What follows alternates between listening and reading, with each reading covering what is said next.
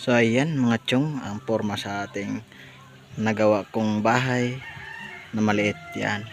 Ayan pagporma, hindi pa natapos-tapos yan mga chong. Ayan, ayan muna ang ano ko. Abangan nyo na lang ang susunod na gawa nito. Ang finished product. Yan, makikita nyo naman yan. Ayan. So ito na guys, simula ko na sa paglagay ng mga sa gunting sa taas para mabuo. Ito pinutol ko muna to guys para sukat na sukat to sa taas. Ito yung ilalagay ko sa taas dito sa kabila.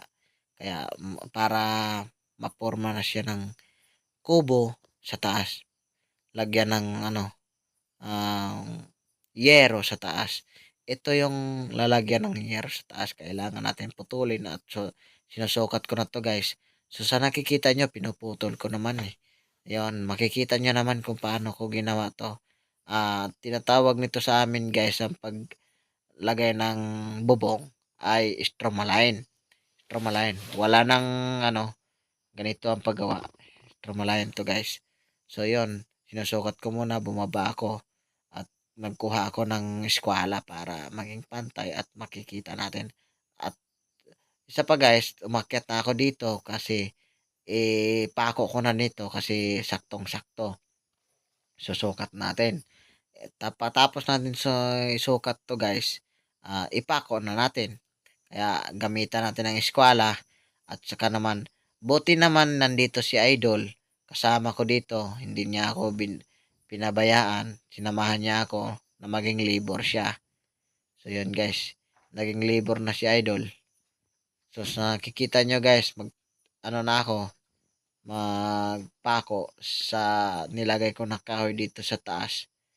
Yon, pinapahawakan ko kay Idol guys. Yan, pinapahawakan ko. Yon. So, ang ginawa kong labor si Idol Jomong dito sa Masbate. Kaya, para mabilis-bilis. Mahirap kasi pag mag-isa lang guys, walang makahawak. Kaya, pinapahawakan ko kay Idol guys. So, ipapako ko muna to guys. Yon.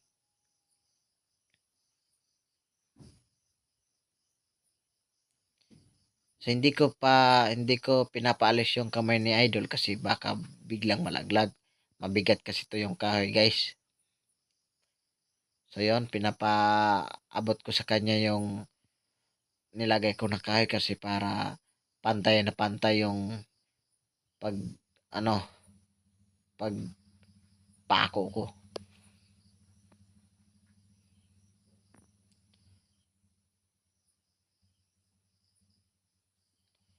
So, pinako na guys. Ito, matibay talaga guys kasi palipat-lipat ako guys. Dito naman ako sa kabila guys para makita nyo. Sinusukat ko muna guys kung gaano kalaki para pantay siya sa kabila. Sa kabila naman. Kung anong sukat sa kabila, dun parehas lang din sa kabila para pantay na pantay sila. Hindi tulad ng iba na basta na lang maglagay ng bubong na walang masisira yon. So ayan guys, bumaba ako dito para maghanap ng kahoy para ilagay naman sa gitna.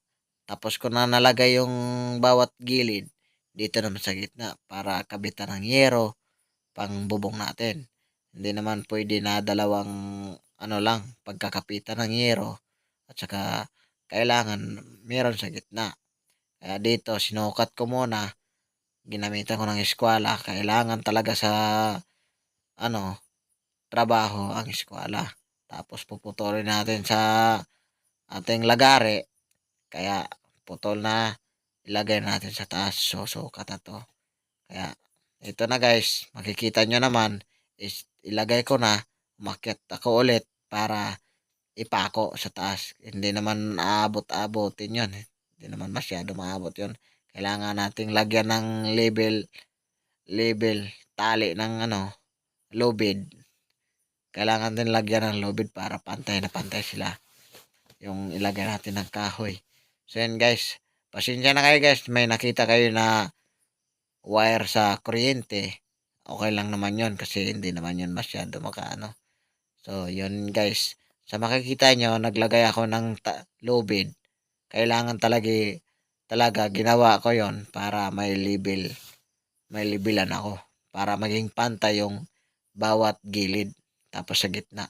Para hindi naman bingkong-bingkong yung paglagay ng yero. Pantay na pantay siya. So yun guys, yung kasama ko pala guys si Idol. Siya ang naging helper ko ngayon kasi mahirap kasi pag mag-isa lang guys. Walang